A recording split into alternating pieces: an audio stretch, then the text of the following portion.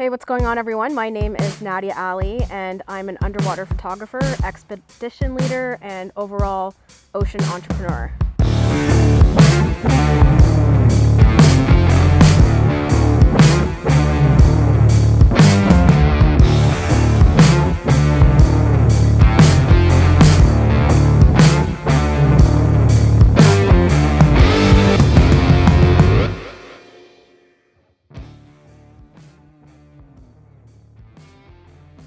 I've been an ocean soul since I was a kid. When I was, growing up with my parents, we'd always go to Jamaica on holiday. They themselves are not really swimmers, so they'd always find other families to take me into the ocean.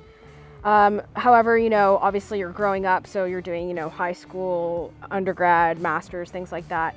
So I didn't really get heavily into the ocean until I had finished my master's and was working at Microsoft. And I kind of won this trip to Fiji, and I came back from this trip to Fiji, which was a scuba vacation, and it kind of reignited that flame for the ocean that I had as a child. And so that was the moment when I realized that I wanted my life to be ocean. So when I came back from that trip to Fiji that I won, I actually looked at all the scuba websites that were out there, and they're all pretty terrible in my opinion. And so I ended up creating life.com, and I just intuitively knew that, good content is what mattered most. And this is, 2009, 2010. And so back then is when I started to pick up a camera, and I knew I needed to get really great at taking photos underwater and capturing video as well, so I could show people what's going on underneath the surface.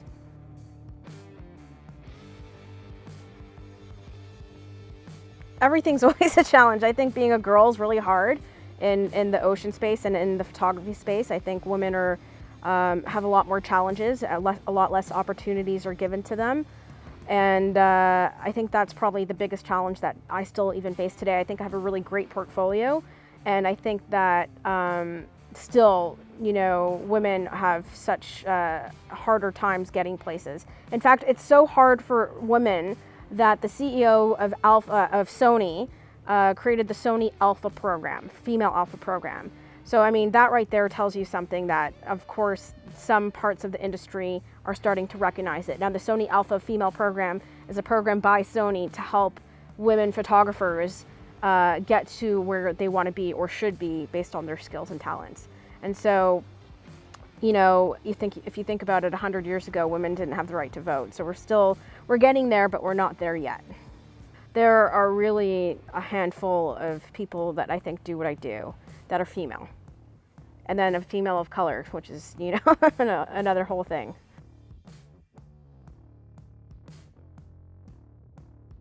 I think my mom always inspired me. My mom has always been a big inspiration. She's been a huge rock in my whole entire life.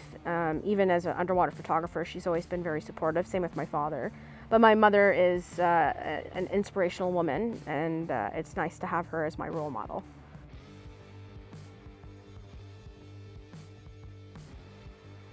I would like to change a lot of things. I would love for, the plastics and garbages in our oceans to not be in our oceans. I think a great example is with COVID and all the masks that people have been wearing, the single-use masks especially. Like they're all ending up, not all of them, but there's a big chunk of them that are ending up in our oceans, and that's really sad. And I think that's a really great example of how we have such an out of sight, out of mind mentality about what goes into our oceans. Like, how is it that all these masks are in the oceans? It's because we have poor garbage control and control of what goes in and out of the oceans. I think overfishing is a problem. I think that's a big problem. Obviously, the shark finning that goes on in our oceans, over 100 million sharks a year still killed. For shark fin soup, things like that. So that's something that needs to change. Of course, we're killing the top predator in our oceans, and that's not going to end up well for us.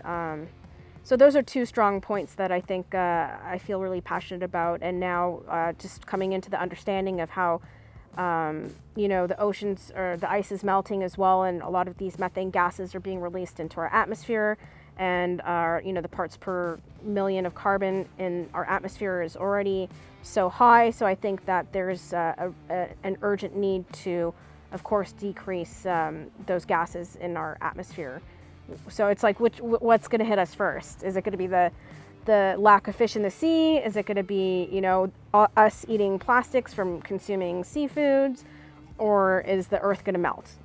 There's a lot of different things that are happening, and they all have a certain importance that need to be looked at and looked after and executed to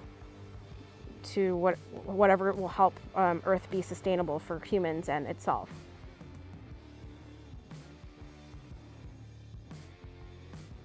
Creativity is my fulfillment. What fuels and fulfills my life is being able to be creative and be able to go out there and take photos and be out in the outdoors on expedition. So it kind of is a full circle thing. It's like I'd like to be taking photos of animals in the ocean specifically, and that leads me into a complete lifestyle of being outside on the boat, in the ocean, and having these experiences and intimate encounters with animals the size of a humpback whale to the size of a grain of rice. All of those are really important to me.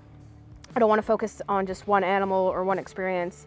I think what diversifies my portfolio is a focus on all types of species of marine animals, including, you know, clownfish, mantis shrimp, you know, hairy shrimp, hairy frogfish, all sorts of different animals. I think capturing these animals and their portraits and their aura there helps me educate people around the world that these creatures exist. You know, it's not just like, hey, here's a humpback, here's a shark, here's a dolphin. You know, here is a hairy frogfish. This is what it looks like. This is where it lives. And help just educate people about all the different species that are in our oceans. And most of us know about the land animals, but not really everyone knows what a hairy frogfish is, or what an orangutan crab looks like, or even that name as a creature. You know what I mean?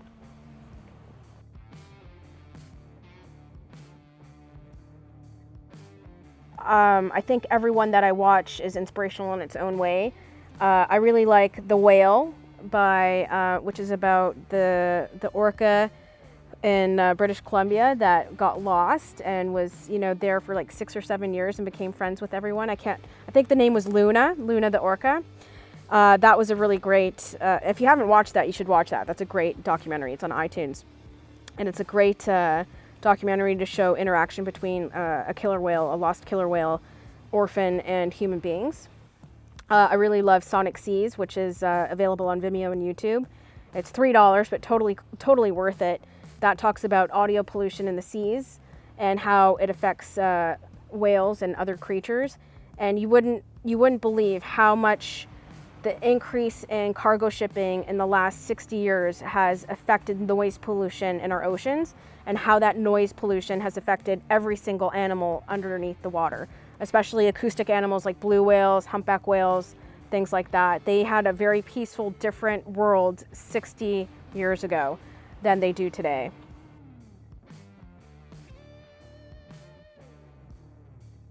I think every animal makes me feel alive. They all have their own personalities. I really enjoy hanging out with humpback whales and sperm whales.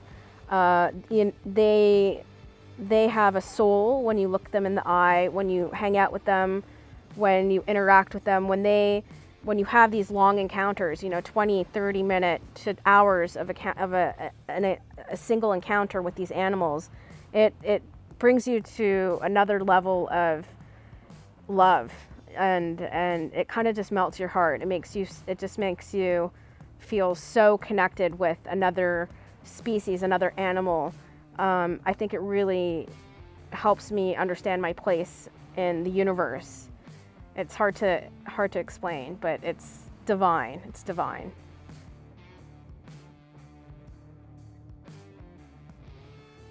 I never thought I would be where I am today with my photography. I just knew that I wanted to create good content. I think people who want to get there, it's the people who are going to make it there have that drive, just like anything in life. You're going to have that drive, you're going to have that ambition, and you're going to figure it out. You're going to educate yourself, you're going to watch YouTube videos, you're going to go out and practice, you're going to get a housing, you're going to get a camera, and you're just going to figure it out. And that's what's going to drive you to be a better photographer. But what really is going to separate you from the rest of the pack is having that ambition and drive to figure it out. Just like you would have for a business, just like you would have for a relationship maybe. I mean, It's all about that drive and ambition that sits within you.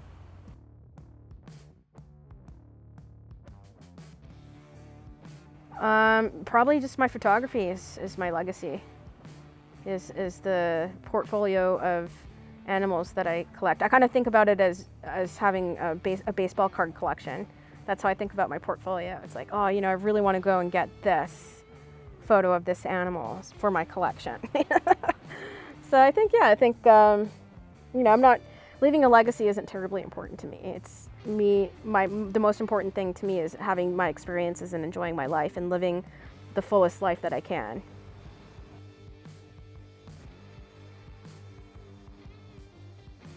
Yeah, next I'm going to Bonaire in a couple weeks, where I will, haven't been there. Actually, Bonaire is the starting place of my underwater photography career. I went there in 2011 or 2012, and every single photo I took underwater turned out black for like 4 days, 5 days. And I slowly started to understand how to use the strobes and the settings. It was incredibly frustrating, but I stuck with it. So I haven't been back to Bonaire since then. So I think it'll be a nice full circle, because it'll be about 10 years since I started. It's like a 10-year anniversary. Actually, that's really, really crazy. That's the timing on that. So yeah, I'm gonna go to Bonaire, and then I'm gonna go to Dominica, one of my favorite places on earth. That's where we go to swim with the sperm whales, but also the ocean there is amazing. The hiking, the people, the country is just a beautiful place to go and hang out for a month. So that's what I'll be doing for the rest of 2021.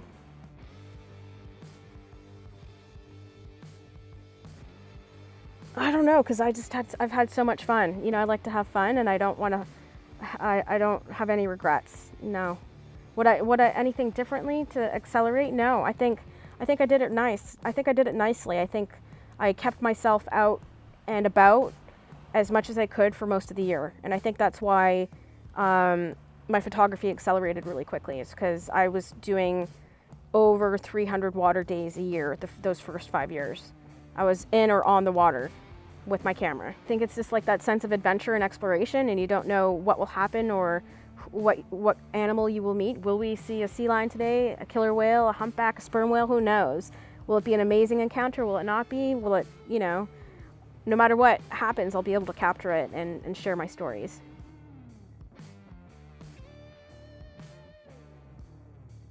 They can find me on my Instagram at nadia.aly, ALY.photo, or nadiaaly.com.